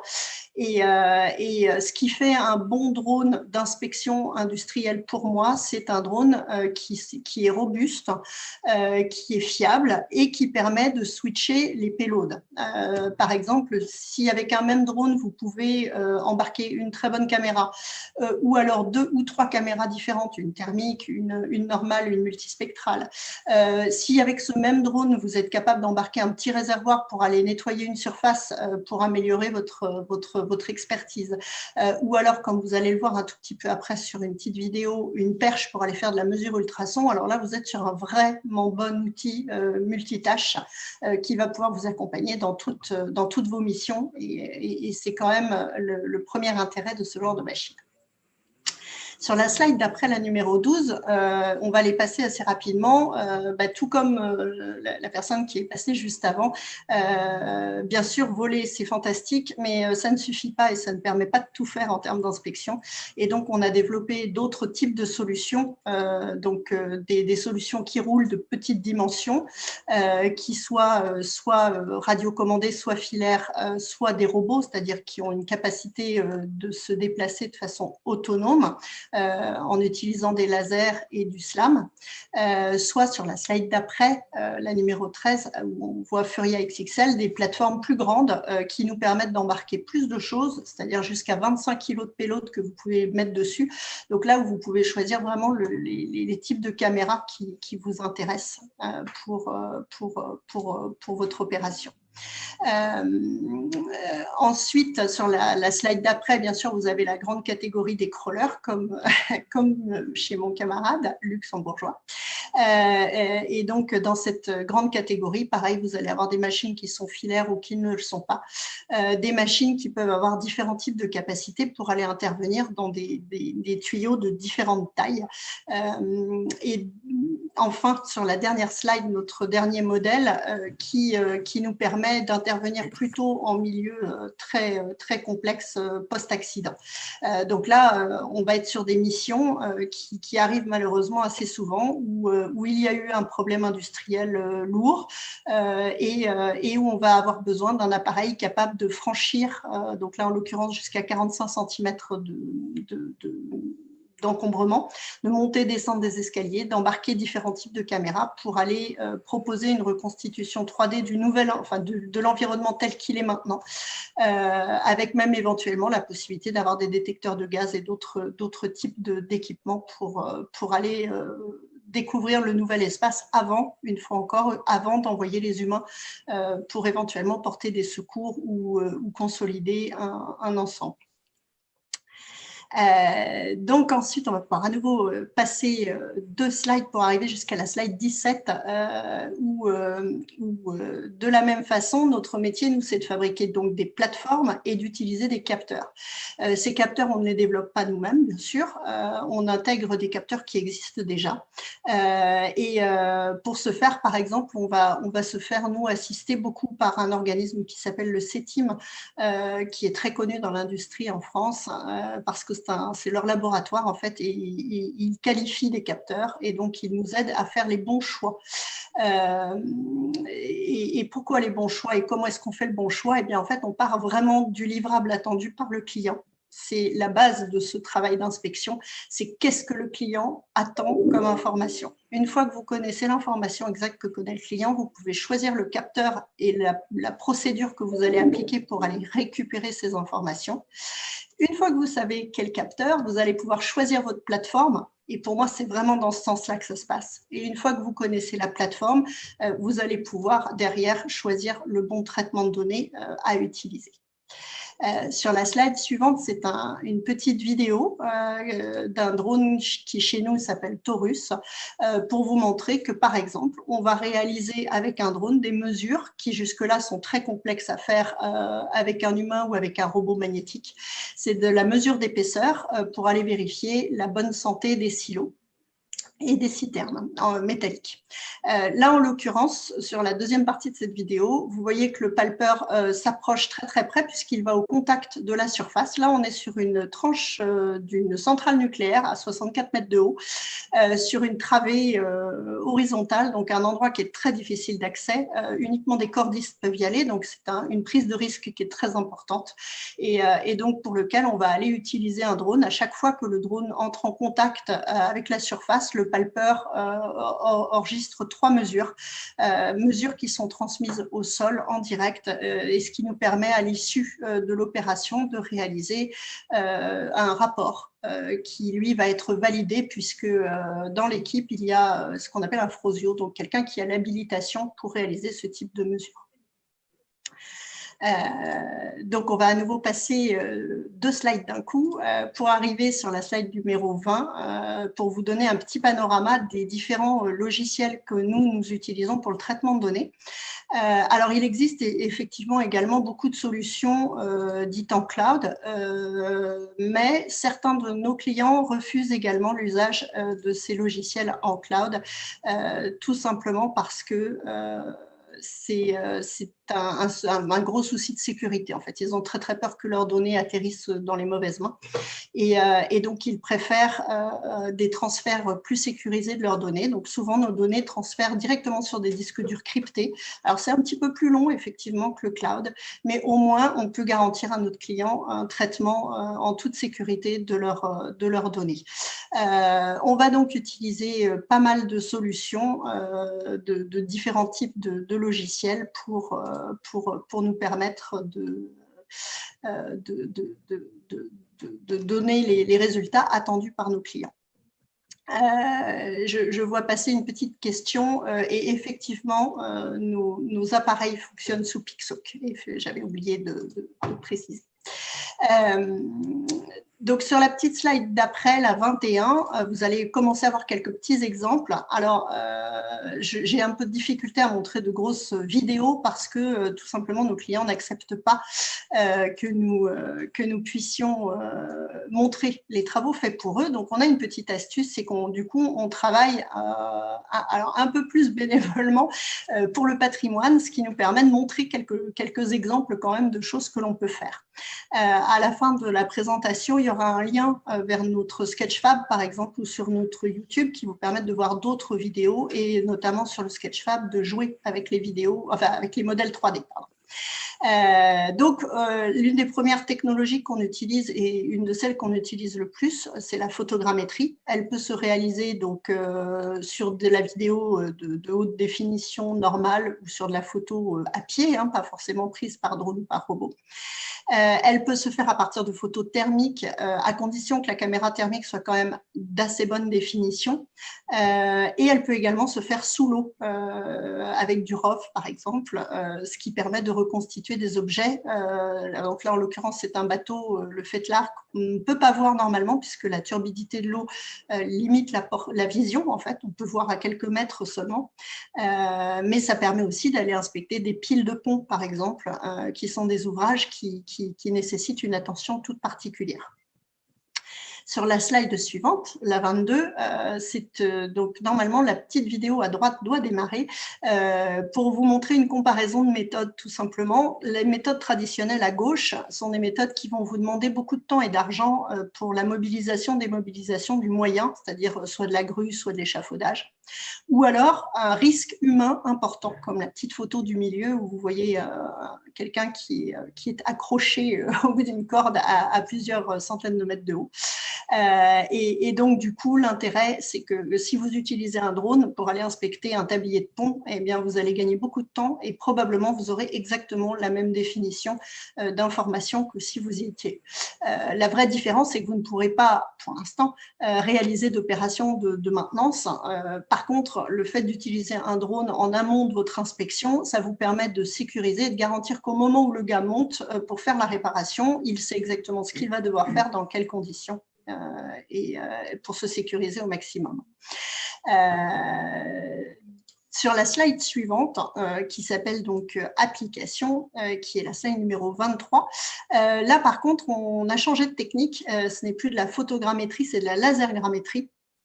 Donc, la lasergrammétrie, c'est quelque chose qu'on va utiliser avec du laser à pied. Ça n'est pas une technologie qui est actuellement disponible sur un drone volant. En drone volant, vous allez pouvoir utiliser uniquement du lidar, c'est-à-dire un seul point vertical qui va partir. Donc, le lidar, c'est super pratique si vous avez besoin de faire un modèle numérique de terrain ou un modèle numérique d'élévation par drone et qu'il y a un couvert végétal qui est dense. Avec votre lidar, vous allez être capable de faire disparaître ce couvert végétal parce qu'il n'a pas la même densité que le sol et ça vous permettra quand même d'aller récupérer l'information qui serait inaccessible pour vous avec de la photogrammétrie traditionnelle. Après, l'usage du laser, lui, peut se faire plutôt embarqué sur les autres types de robots. Et là, par contre, vous ouvre beaucoup d'autres possibilités parce que certes, vous pouvez modéliser des espaces, des bâtiments, mais vous pouvez également modéliser des pièces industrielles, comme là, c'est le cas sur l'image que vous voyez là. C'est un four, donc un melting furnace, qui est modélisé. Chez le fabricant, il était fabriqué à chaque bout d'un atelier, en fait, en 2 parties. Quand le sous-traitant a reçu l'ordre de faire un montage à blanc pour vérifier les connectiques, je peux vous dire que pour le coup, il est vraiment devenu tout blanc parce que ça lui aurait coûté une fortune de le faire vraiment, puisqu'il y avait du levage, du déplacement. C'était très compliqué. Et donc, on a modélisé ces 2 pièces avec un laser et on a été capable de réaliser l'assemblage à blanc et de réaliser dessus des mesures et un contrôle dimensionnel avec une précision millimétrique qui a permis d'éviter justement une opération difficile et compliquée sans les robots. Sur la slide suivante, dans les applications, la slide 24, on vous donne quelques petits exemples, par exemple, d'autres types de traitements de données que l'on peut réaliser sur des sites industriels. Par exemple, l'occlusion de lumière ambiante, qui sont représentées sur les 2 images de gauche.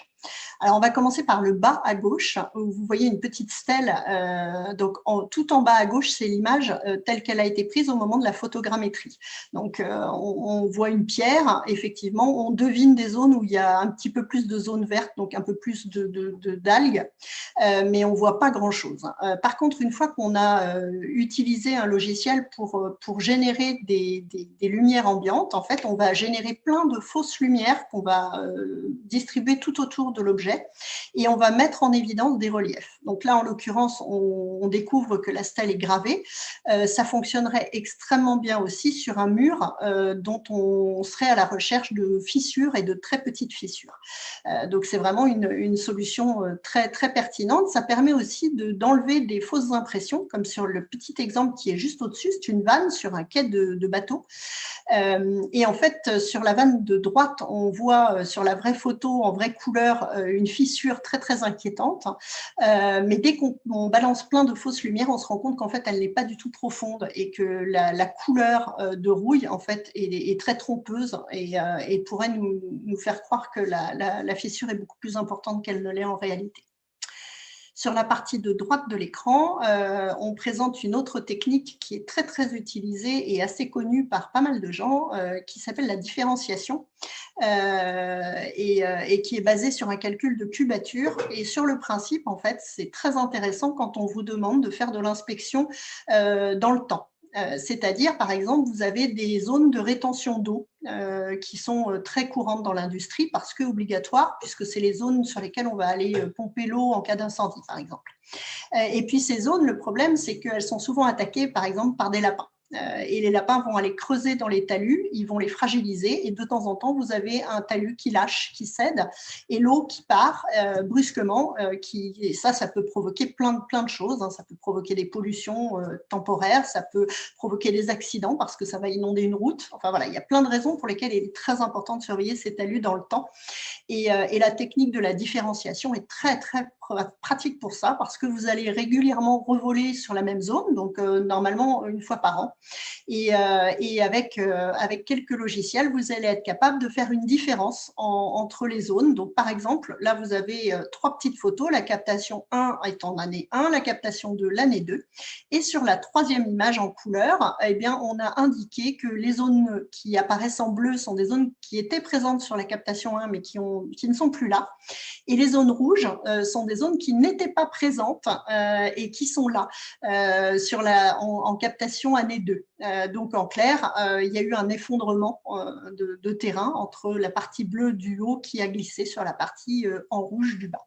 Avec ces logiciels-là, vous pouvez d'ailleurs générer des profils et des coupes, comme vous le voyez en bas sur l'image, ce qui vous permet de faire un suivi très proche de votre talus. Donc voilà quelques exemples d'inspection qu'on va réaliser et de traitement de données post-inspection que l'on va réaliser. Sur la slide suivante, très rapidement, c'est juste pour vous expliquer que ce qui est très important pour un pilote de drone, en fait, pilote de drone, il faut bien comprendre que ce n'est pas vraiment un métier à part entière, c'est plus une compétence, un skill. On va demander à un inspecteur d'être capable d'utiliser des robots et des drones pour réaliser leurs inspections. On ne va pas demander à un télépilote d'être capable de faire une inspection. Ça ne demande pas les mêmes compétences. Et donc, ce qui est très important, si on cherche de nouveaux débouchés et qu'on est déjà inspecteur, on va pouvoir aller investir sur une formation pour devenir télépilote de drone. Ce qui est le plus important pour pouvoir trouver du travail, c'est d'être présent dans les réseaux. C'est comme ça qu'on découvre les besoins autour de nous et qu'on est capable d'aller proposer de nouvelles solutions. Et grâce à ces réseaux, on peut aussi rentrer dans des projets collaboratifs. Et donc, on va en arriver à ma dernière slide, la 26, où je vais vous présenter très rapidement un des projets collaboratifs sur lesquels nous travaillons actuellement. Et l'objectif, c'est d'utiliser un drone qui embarque une intelligence artificielle pour aller réaliser un inventaire automatisé de conteneurs. Dans un premier temps de conteneurs, à terme, l'objectif, c'est d'être capable de transposer cette compétence drone sur d'autres types de choses à surveiller. Par exemple, un chantier mobile où vous allez vouloir surveiller la progression et l'évolution de l'utilisation de tas de terre ou de tas de matériaux, ou alors aider à aller faire de la surveillance de picking dans le cadre de construction de grands éléments, par exemple la construction d'un pont ou alors même l'assemblage d'un avion qui réclame l'usage de très grandes parties de pièces. Et il faut savoir exactement où elles se situent sur un site au moment où on en a besoin. Donc, ce projet-là, il a été monté en 2020, d'où son nom, Airport 2020. Il est toujours en cours. Il devrait se terminer à la fin de cet été. Et l'objectif, voilà, c'est vraiment la réalisation en temps réel d'une cartographie 3D qui positionne chaque conteneur, qui identifie chaque conteneur pour être capable de le positionner en X, Y, mais également en Z, pour que les gens sachent exactement où il se trouve en temps réel. Voilà le genre d'application qu'on peut faire avec des drones professionnels. Et enfin, du coup, la dernière slide, la 27, juste pour vous redonner les liens qui vous permettront d'aller voir d'autres vidéos d'inspection et puis sur le Sketchfab, d'aller découvrir différents modèles 3D réalisés avec des drones pour vous donner de nouvelles idées d'usage de drones dans le monde de l'industrie. Voilà, Merci Franck. beaucoup, Anne-Marie. Thank you very much, Anne-Marie. Peut-être des réponses globales à un ensemble de questions qui avaient été posées au départ du webinaire. Alors, est-ce que tu veux reproposer éventuellement de reposer les questions pour que les gens les connaissent? Parce que moi, je les connais, tu me les as fait lire. Non, mais de les traiter sur un point général comme tu avais envisagé de le faire. Alors, globalement, dans les messages que je voulais faire passer, il y en a deux que j'ai déjà essayé de faire un petit peu passer pendant la présentation. C'est que tous les drones peuvent être utilisés pour toutes les applications Ce qui compte réellement sur la base, c'est quelle est la demande de votre client, qu'est-ce qu'il attend en fait. Il attend forcément un livrable et ce livrable, de quel niveau de précision il a besoin. En fonction du niveau de précision et du type d'information qu'attend votre client sur son livrable, vous allez pouvoir choisir un drone ou un autre drone pour réaliser l'opération. Il n'y a pas que le drone qui compte, il y a également son capteur et la façon dont vous allez faire le traitement de la donnée. C'est un ensemble. Un drone, c'est une chaîne de valeur. Ce n'est pas juste un objet. Et là, j'en arrive à mon deuxième point, c'est que j'ai déjà dit, c'est que télépilote, pour moi, dans le monde de l'industrie, en tout cas, ce n'est pas un métier à part entière, c'est une compétence. Et que si vous voulez, par exemple, réaliser de la thermographie en France, il va falloir que le télépilote ou alors que quelqu'un à côté du télépilote ait un diplôme de l'ADEME qui dise que quand il va réaliser son inspection, elle a une valeur. Tout simplement parce que utiliser des drones ou des robots dans l'inspection, c'est très nouveau. Comme c'est très nouveau, il n'y a pas de normes, il n'y a pas de références en fait sur lesquelles vous pouvez vous appuyer. Et donc, le meilleur moyen pour faire passer une inspection par drone, c'est que la personne qui réalise ou qui pilote la machine soit elle-même qualifiée ou habilitée à réaliser un type ou un autre d'inspection et que vous alliez négocier avec le client et que vous validiez qu'il est bien d'accord pour que l'opération soit faite non pas par un cordiste, mais par quelqu'un avec un drone, par exemple, qui va aller regarder par drone, et même un peu plus que regarder, puisque derrière, probablement, on pourra réaliser, par exemple, une modélisation. Et donc, sur cette modélisation, on pourra réaliser un contrôle dimensionnel, ce qui n'aurait pas été possible en envoyant uniquement un cordiste. Donc, vous voyez qu'il y a aussi des arguments de valeur ajoutée à utiliser des drones et des robots par rapport à un humain. Mais comme pour l'instant, il n'y a pas encore de normes, du coup, c'est à chacun d'aller négocier avec le client pour être sûr que ce dernier accepte l'utilisation d'une machine pour réaliser la collecte des informations. Merci beaucoup, Marie, pour cette intervention très précise. Eh bien, bonne continuation et see you next time, next webinar. Merci. Quatrième intervenant, before listening our fourth speaker, une petite question, faut-il passer un examen quand on est pilote français pour voler au Luxembourg? Must we have an exam in order to pilot a drone as a French pilot to pilot in Luxembourg? Alors la réponse, a priori, c'est que no exam, but you have to pay a license. Vous devez payer une licence de 600 €, about 600 €. Voilà, c'est assez cher. C'est une réponse qui valait la peine d'être posée. Maintenant, je vais vous présenter notre quatrième et dernier intervenant avant la clôture de notre président, Monsieur Christophe Mazel, CEO de la société Drone X Solutions, programme manager de Air Marine SA, qui est le premier réseau français de missions techniques par avion et drone, d'une expérience d'une trentaine d'années. Monsieur Mazel va s'exprimer sur 3 thèmes: la question de l'inspection technique et de mesure avec des caméras dans le spectre visible, l'inspection technique et de mesure avec des caméras thermiques, puis l'inspection technique indoor sur des sites industriels. So now I present to you Mr. Christophe Mazel, CEO of Drone X Solutions, program manager at Marine SA, which is the first French network of technical missions by plane and drone with an experience of about 30 years. Mr. Mazel will speak on 3 themes: the question of technical inspection and measurement with cameras in the visible spectrum, technical inspection and measurement with thermal cameras, indoor technical inspection on industrial sites. Christophe Mazel, it's yours now. Thank you very much for coming. Merci Franck. Bonsoir à tous. Merci de votre patience et de nous attendre si tardivement.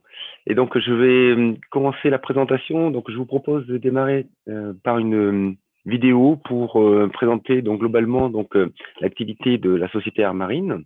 Donc, cette vidéo va juste vous présenter en fait globalement l'activité et Ok, donc elle est lancée. Donc vous devez voir d'abord une première vue donc de Bordeaux pour ceux qui connaissent, puisque la société est basée à Bordeaux, donc le Miroir d'eau, qui est un lieu assez connu. Et tout de suite, donc on commence avec la partie donc drone sur notre zone d'activité qui est un aérodrome à Socat. Donc quelques vues de la partie vidéo, inspection technique, donc dans les zones urbaines typiquement, donc avec des petits drones agiles qui vont venir faire faire les photos, les collections de photos pour faire la photogrammétrie, comme vous voyez, donc avec un modèle 3D reconstitué sur lequel on va pouvoir retravailler par la suite, comme ça t'est déjà présenté dans les présentations avant. Donc là, donc plusieurs types de drones, plusieurs types de caractéristiques de drones, comme ça l'a été déjà dit, plusieurs types de capteurs, plusieurs types d'environnements. Donc on voit donc sur des zones fluviales, donc parties aquatiques, pour aller faire des inspections de ponts, toujours pareil, hein, c'est des zones difficiles d'accès, complexes d'un point de vue réglementaire aussi. Pour aller voir aussi des zones, on va dire un peu plus voire un peu plus dangereuses, ou en tous les cas un peu plus difficiles d'accès. Donc ça, c'était pour la partie outdoor. Donc en partie indoor, ça marche aussi, hein, bien sûr, avec des drones adaptés. Donc là, vous reconnaîtrez peut-être le drone Flyability, et qui nécessite quand même des process assez particuliers, puisque non seulement le drone doit être protégé, mais personnel aussi et habilité donc dans des zones qui sont parfois dangereuses aussi pour les opérations. Donc la dernière séquence donc montre aussi la variabilité des types de captures qu'on va avoir besoin de faire, donc par le haut et par le bas. Donc typiquement, on va aller prendre en fait les mêmes charges utiles, mais on va les mettre sur des bateaux, et pour avoir la partie haute et la partie basse. Donc tout ça arrive dans le bureau d'Air Marine, donc les géomaticiens travaillent. Le chef de projet va collecter l'information et la mettre à disposition à travers le serveur de la société. Voilà. Donc ça, c'était pour présenter donc rapidement en quelques, on va dire quelques visuels donc dynamiques. Et donc pour revenir sur la présentation. Donc on est sur le slide 1, donc vous voyez donc l'aspect dual, on va dire, de la société, hein, qui est présenté donc à travers un avion à gauche et un drone à droite. Pourquoi? Parce que cette société Air Marine, historiquement, donc qui existe depuis 30 ans, hein, c'est son anniversaire cette année, a su évoluer et à combiner finalement le travail aérien avec des moyens conventionnels historiquement et des moyens donc drones maintenant, tout en proposant en fait un service adapté, on va dire, donc en fonction des demandes, en fonction des besoins du client et effectivement de l'adéquation en fait entre la demande et l'outil qu'on va utiliser, toujours pareil. Donc là, il y a un travail d'expertise qui est proposé. Donc sur le slide 2, ça retrace un peu l'historique, et c'est ça qui est intéressant, de voir comment on évolue dans ce métier-là en fonction des évolutions technologiques, mais aussi réglementaires. Et on voit que Air Marine, donc depuis le début de sa création, donc a su évoluer donc vers d'abord un déploiement de systèmes, de machines, on va dire, d'avions, faire de la R&D, parce que dès qu'on fait du travail aérien, on vient compléter finalement les moyens qui sont existants, on va dire, sur étagère, ou en tous les cas qui sont vendus directement par les constructeurs, et on vient intégrer finalement des technologies adaptées et on va dire custom pour pouvoir réaliser les prestations. Et donc est arrivé donc le début des années 2010 où les drones ont commencé à être opérationnels, et donc là il y a eu une espèce de comment dire d'amorçage du marché, et donc et on voit qu'on arrive dans une période où bien sûr le travail aérien donc avec l'aviation conventionnelle est mature, mais les drones aussi sont matures, et donc une société comme Air Marine bénéficie effectivement de cette expansion naturelle. Donc sur le slide 3, donc là c'est quelques chiffres pour vous présenter un peu la taille de l'entreprise et de quoi on parle. Donc avec un avion emblématique Tecnam, qui est vraiment l'avion à tout faire pour Air Marine, et différents types de drones. Donc il y a un parc avion, un parc drone, bien sûr beaucoup plus de drones, différentes tailles, différentes performances, différentes capacités d'emport notamment pour les capteurs. Et le travail des spécialistes, des experts chez Air Marine, c'est d'aller piocher finalement le bon outil, la bonne équipe et le déployer au bon endroit dans le bon timing. Donc, c'est une société qui tourne autour d'un peu plus de 3 millions d'euros aujourd'hui des chiffres d'affaires, et historiquement, c'est une société qui est profitable. Donc, une trentaine de personnes aujourd'hui qui sont des permanents, et il y a un groupe R&D donc qui est aussi dédié donc à la partie donc développement et intégration spécifique. Donc, que ce soit du matériel, mais aussi du logiciel. Sur le slide 4, il y a un point qui est intéressant, c'est que les drones, quand je disais qu'il y a un développement qui s'est fait assez naturel avec l'expansion des drones, mais on s'est rendu compte que non seulement il fallait se proposer la nouvelle technologie, des nouveaux moyens de capturer l'information, mais aussi de pouvoir le projeter là où il fallait. Donc, un maillage territorial était essentiel. Et donc, il y a eu une prise de conscience, notamment du dirigeant d'Air Marine de l'époque, de dire on va développer un réseau, mais pas un réseau en embauchant bien sûr autant de télépilotes qu'il y a de sites sur la France et peut-être en Europe, hein, parce que la volonté maintenant, on a vu que le règlement aussi va nous aider à se déployer donc au-delà des frontières nationales. Donc là, on a un raisonnement harmonisation sur l'ensemble du territoire européen. Et ce qu'on sait faire, bien sûr, sur notre territoire, on va pouvoir le proposer de manière assez simple, ou en tous les cas assez normale sur les autres territoires.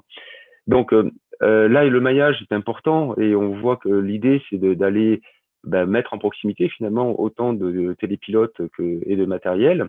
Donc là, il y a un système de licence de marque, hein, donc c'est du franchising finalement, hein, qui a été proposé, et donc qui s'est amorcé donc il y a 2-3 ans.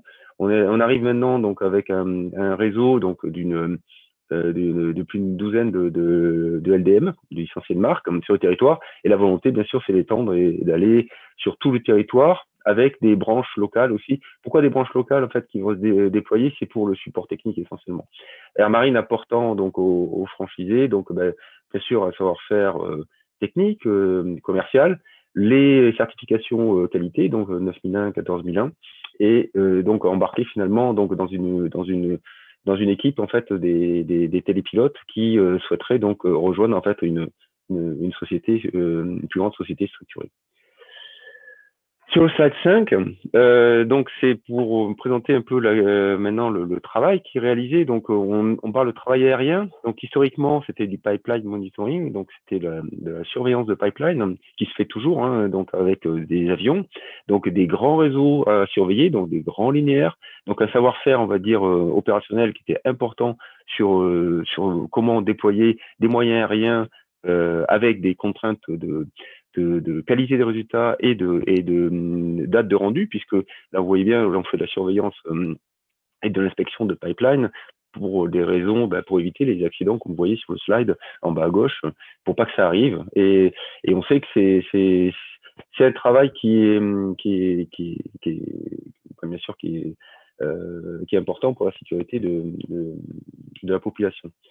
Donc sur le slide suivant, donc naturellement on a amené en fait ce savoir-faire aérien, donc avec en disant on va intégrer des capteurs, donc des capteurs différents types de capteurs, donc naturellement des capteurs images dans le spectre visible, donc un savoir-faire donc de cartographie de grands linéaires mais de grande surface aussi. Donc là bien sûr on va parler de topographie, photogrammétrie, donc vous l'avez entendu parler avec les présentateurs précédents.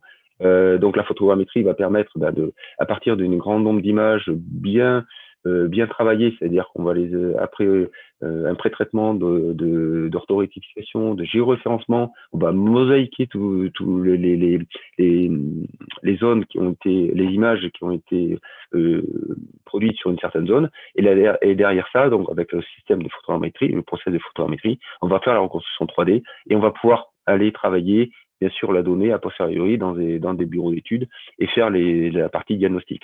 Donc là, vous voyez donc la topo à gauche, la photogrammétrie à droite, qui s'applique sur ces biens des terrains ou des surfaces, mais aussi bien sûr sur des bâtiments. Slide 7, différents types de capteurs viennent d'être embarqués sur drone, donc une plus grande flexibilité certainement sur drone, hein, parce qu'en aviation habitée, on est sur plutôt sur la certification, donc des process assez lourds, même si sur les ULM, on arrive à faire des choses assez intéressantes, assez flexibles. Le drone est quand même plus intéressant dans sa variabilité en termes de charge utile, et puis aussi l'endroit où on va les déployer. Donc, on propose de la thermographie. Donc, vous voyez les bâtiments, thermographie de bâtiments. Donc, on va pouvoir se rapprocher et puis faire de la thermographie de précision. Sur des bâtiments, sur des panneaux solaires, les PV que vous voyez en haut à droite, c'est assez classique maintenant. Hein, donc, d'aller chercher les défauts dans les champs photovoltaïques, ça se fait très bien. C'est beaucoup plus rapide, bien sûr, que le faire à pied. Rapatrier je parlais de l'imagerie visible, mais dans le multispectral, donc en fait on complète en fait les bandes fréquences optiques dans le visible avec du proche infrarouge, voire un peu plus loin dans le spectre infrarouge, et on va aller ensuite extrapoler, en fait on va aller chercher de l'information qui ne se voit pas dans le spectre visible ou à l'œil nu, j'aurais tendance à dire. Le lidar aussi, bien sûr, on combine ça avec des systèmes donc de relevé 3D. Alors le lidar, comme vous voyez en bas à droite, typiquement donc sur un M600, un DJI M600 pour ceux qui connaissent, avec un VX20. Donc en l'occurrence, hein, donc il y a plusieurs types de lidar, mais celui-là donc est assez intéressant pour la précision que ça apporte. On voit qu'on va aller récupérer en fait de l'information jusqu'au sol, donc à travers la végétation. Donc c'est ça un des premiers intérêts du lidar, au plus de la cartographie 3D instantanée qu'on peut avoir, instantanée en fait, directe, je veux dire, et récupérer en fait aussi bien de la végétation que de la partie infrastructure. Ça nous amène donc sur le slide 8, le slide suivant, donc à aller aussi faire de l'inspection, comme vous l'avez vu sur la vidéo initiale, donc d'infrastructure, donc outdoor ou indoor. Là, la complexité, c'est d'aller déployer des drones là où on ne peut pas aller avec des moyens aériens conventionnels. Hein. Donc là, typiquement, donc le haut d'une cheminée, qui va être assez compliqué lié à l'aérologie, à la hauteur, à la distance. Enfin bon, tout ce que vous avez entendu avant, bien sûr, je ne ferai que redire ce qui a été précisé. Donc mise en sécurité, bien sûr, des personnels et un accès direct, donc et rapide à l'information. Voilà, là c'est important de bien considérer que le travail du télépilote, c'est de faire le job, c'est-à-dire que il faut pas casser le matériel, donc parce qu'on travaille quand même dans des zones assez dangereuses. Hein. Donc, encore une fois, l'aérologie peut être très complexe dans ces zones-là, à côté d'un barrage par exemple. Mais en même temps, donc il faut aller chercher l'information. Donc voilà, donc il faut se positionner à la bonne distance. Donc là, il y a une expertise qui est importante et qui nécessite quand même un grand retour d'expérience et un encadrement sérieux avec des procédures donc qu'on retrouve plutôt historiquement effectivement dans les travaux aériens historiques. Ça, c'est pour le constat qu'on fait aujourd'hui de l'opérationnel. Si on regarde donc slide suivant, donc juste pour faire la transition. Donc, comment on évolue dans le marché futur, donc on va dire court, moyen terme, long terme. Là, il faut compléter bien sûr le panel de prestations et surtout proposer des choses qui sont plus performantes. Et puis surtout, j'aurais tendance à dire plus économiquement intéressante. Donc, c'est-à-dire qu'il faut faire en sorte que le client va être attiré par la proposition que va faire l'inspecteur, en fait, l'inspection technique qu'on va proposer. Donc, le slide suivant sur le 10. Donc, première chose, c'est de voir qu'est-ce qu'on va apporter à bord. Donc là, on va faire bien sûr du logiciel, mais aussi des procédures particulières pour aller acquérir l'information et la restituer quasiment en temps réel. Donc l'analyser, je veux dire, en temps réel pour pouvoir la restituer dans la foulée. Donc là, il y a un programme qui s'appelle Airmon, donc chez Air Marine, qui est assez transverse pour Air Monitoring.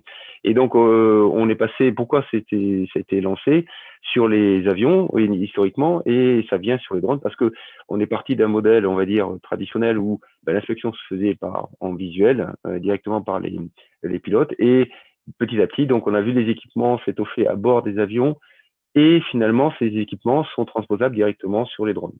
Donc, si on regarde sur le slide suivant, le 11, donc ces phases-là sont traduites donc sur l'échelle de temps. Hein. Donc, ça remonte à déjà presque une dizaine d'années où le Airmon a été lancé sur les premiers avions, donc les bimoteurs, les Tecnam, donc avec pour commencer à compléter en fait l'observation en temps réel, donc faite par les observateurs à bord. Et petit à petit, donc, on voit l'évolution passer sur des avions monopilotes où l'observateur est remplacé par l'ordinateur et donc le relevé se fait automatiquement.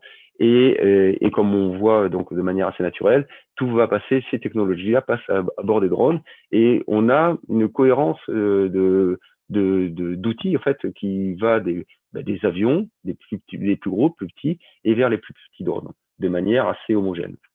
Slide suivant, le 12.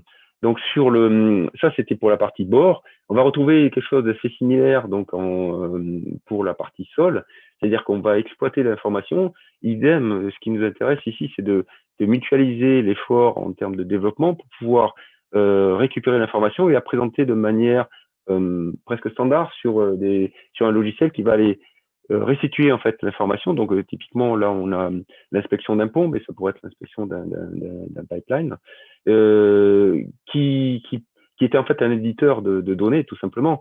Et à partir de cet éditeur de données, donc là il y a eu le sujet sécurité des données qui a été abordé tout à l'heure. Donc le choix d'Air Marine a été de proposer en fait un outil logiciel qui est déployable et toutes les données sont sur un serveur sécurisé dans les locaux d'Air Marine avec sans limitation, on va dire, de taille de données non plus. Quoi.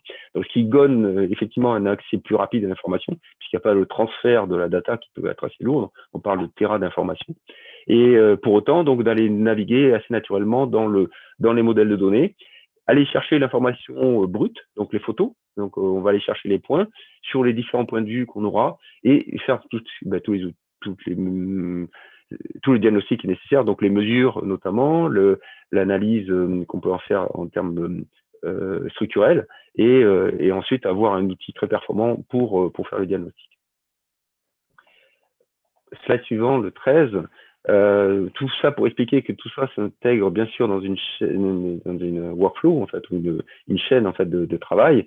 Si on regarde aujourd'hui le travail d'une inspection par inspection, on va dire, par les travaux aériens, il y a un travail, on va dire, qui part, donc si on regarde le carré historique, hein, bien sûr, on fait l'intégration système, on forme les télépilotes et les opérateurs donc sur le système qu'on vient intégrer soit sur des avions, soit sur des drones. On réalise les opérations. On vient collecter la data, on vient la pré-traiter notamment, donc ce qu'on appelle un data processing, et ensuite on vient les diffuser la data. On s'aperçoit que naturellement, une fois qu'on a cette chaîne-là, si on rajoute en amont la partie design et construction de drones, comme l'a expliqué Anne-Marie tout à l'heure, donc sur Pilgrim, donc on se situe à ce niveau-là. Donc ce que fait aussi Air Marine, hein, donc développe ses propres systèmes maintenant, donc que ce soit des drones volants ou des drones aquatiques, et vient compléter effectivement la partie diagnostic, mais qui elle est dédiée effectivement à certains métiers. Donc là, la prétention, c'est pas couvrir tous les métiers, mais en l'occurrence, ce que c'est faire Air Marine historiquement, c'est l'inspection des grands linéaires et des grandes surfaces. Slide suivant, donc c'est pour terminer la présentation, donc avec les contacts, si vous intéresse d'en savoir un peu plus, bien sûr, d'aller sur le site web et n'hésitez pas à poser des questions. Merci beaucoup, Christophe. Thank you very much, Christophe. Une petite dernière question, puisqu'on s'est dit qu'on clôturerait le timing à maximum 21h. Une petite question. Est-ce que vous travaillez avec des caméras thermiques avec certificat de calibration? Are you working with thermic camera with calibration certificate. Oui, on a des caméras, donc c'est plutôt dans le thermique refroidi, hein, donc pour avoir ce genre de mesures précises. Alors, ce sont plutôt des gros capteurs, donc ça, c'est un peu la difficulté pour les petits drones. On va pas pouvoir les embarquer. Donc, il y a des systèmes qui permettent de faire de la radiométrie, mais on va dire ça va pas être certifié, quoi. Par contre, on peut faire la mesure directe, notamment, bon, on utilise, j'ai juste le nom d'Optris qui me vient en tête, mais c'est une des petites caméras qu'on utilise pour faire la mesure thermique, mais bon, il sera pas certifié. Par contre, on utilise des capteurs type Noxant, où là, on peut le faire. Ok, Christophe, merci beaucoup pour cette belle intervention. Thank you very much for this specific intervention and see you soon. Et on se revoit bientôt. Bonne soirée. Merci beaucoup. Alors, pour votre information, on va bientôt clôturer ce webinaire. Nous sommes très heureux de constater que vous avez été plus de 150 à passer des vues pour suivre ce webinaire avec une constante de 80 participants. You were above 150 views and a constant of 80 participants for this webinar, so it's very successful. Maintenant, merci beaucoup à vous. Je vais désormais donner la parole dans quelques secondes à Monsieur Baptiste Simoneau, notre président de la Fédération professionnelle du drone civil, pour sa conclusion, et vous précise que vous pourrez assister au webinaire de la Fédération belge du drone qui aura lieu à partir de 19h dès demain, 2 mars 2021, en présence de 4 intervenants.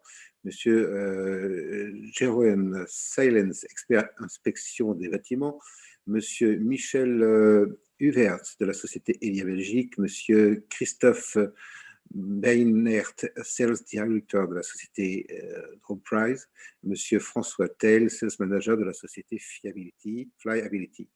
Voilà, Monsieur Simoneau, c'est à vous pour la conclusion. Je fais juste le petit passage en anglais et je vous donne la parole. Thank you very much to all of our speakers as well as to our participants for this very interesting webinar on technical inspection by drone. I now give the floor to Mr. Baptiste Simoneau, President of the Professional Federation of the Civil Drone, for his conclusion, and inform you that you will be able to attend the webinar of the Belgian Drone Federation, which will take from 7 p.m. from tomorrow, March 2, in the presence of Mr. Francis Durufflet, Vice-President of the Professional Federation of the Civil Drone, and 4 speakers, Mr.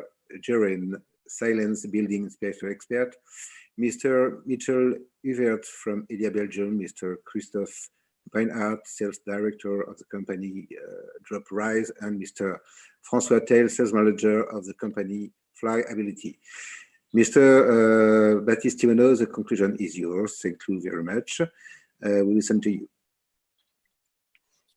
Bonsoir à tous. Je ne sais pas si vous m'entendez bien. Merci Franck, merci à tous les intervenants. Alors je tiens vraiment à féliciter tous les intervenants pour la richesse de vos informations et la pertinence de vos interventions. C'est fantastique de pouvoir créer ces espaces d'échange. Le point important qui a été mis en avant ce soir, c'est qu'aujourd'hui, dans la filière française et aussi dans la filière belge que vous pourrez découvrir demain, il est important de noter que nous avons de vraies pépites et à haute valeur ajoutée sur tous les domaines donc, de l'inspection, avec notamment encore des constructeurs en France. Et oui, il reste encore des constructeurs malgré les gros géants chinois. Il est important de voir que les marchés à haute valeur ajoutée sont encore en France et permettent de faire donc, des travaux vraiment avec des pôles de compétences à très haute valeur ajoutée. Donc ça, c'était un point qui a été mis en avant ce soir.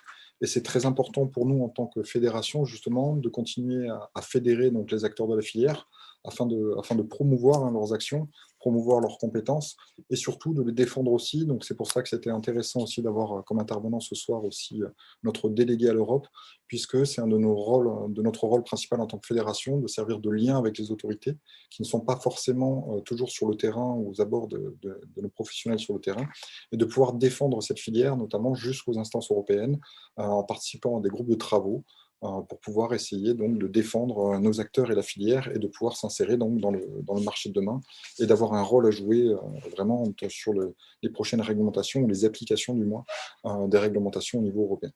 Donc encore merci à tous pour la richesse de ces interventions et merci aussi à la Fédération belge d'avoir organisé donc par le biais d'Interreg, donc ce fantastique webinaire.